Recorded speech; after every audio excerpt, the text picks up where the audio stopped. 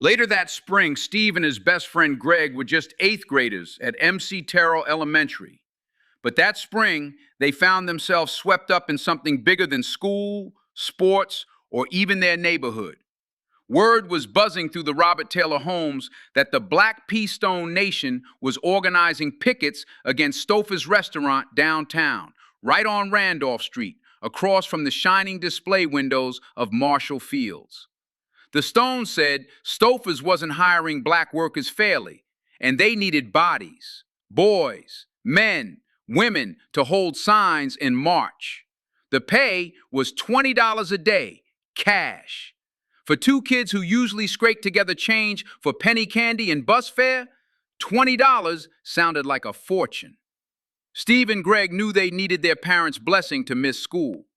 Both families had heard about the pickets on the news, and both mothers hesitated, not wanting their sons wrapped up in gang business. But the promise of extra money, enough for clothes, records, maybe even a new pair of Converse, tipped the balance. With reluctant nods, both sets of parents gave permission. 2 days off from school and 2 days on the picket line. That Thursday morning, still dark outside, Steve and Greg boarded a crowded bus on 53rd and State. The bus was thick with Blackstones in leather jackets, berets tilted sharp, the air buzzing with jokes, smoke, and the low murmur of serious business. The boys slid into seats in the very back, trying to look older than their 13 years. One man with a scar across his cheek leaned over with a half-empty bottle of wine. "You shorties want to sit?" he said, grinning. Steve shook his head quick. "Nah, we good." Greg followed his lead. They weren't about to mess with alcohol. Not here, not in front of these men. When the bus rolled up in front of Stouffer's on Randolph, the city was already waking.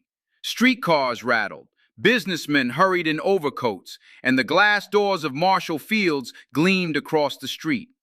Each person was handed a sign: "Fair jobs at Stouffer's," or "End discrimination now." Steve and Greg gripped their signs and fell into line, marching back and forth on the sidewalk. At first, it felt exciting, the chants echoing off the buildings, strangers pausing to watch, the energy of being part of something. But after hours of walking the same strip of pavement, feet sore, stomachs growling, the thrill faded into rhythm. Still, Steve couldn't shake the feeling he was in the middle of history. By Friday evening, after 2 long days of picketing, the bus dropped them off at 39th and State. Everyone filed into a first-floor apartment where the Stones handled business. Inside, the smell of fried chicken and cigar smoke hung heavy. One by one, picketers lined up to get paid. When Steve and Greg's turn came, the man at the table counted out $30 each. "Hold up," Greg said. "It's supposed to be 40. The man didn't even look up. "Take it or leave it."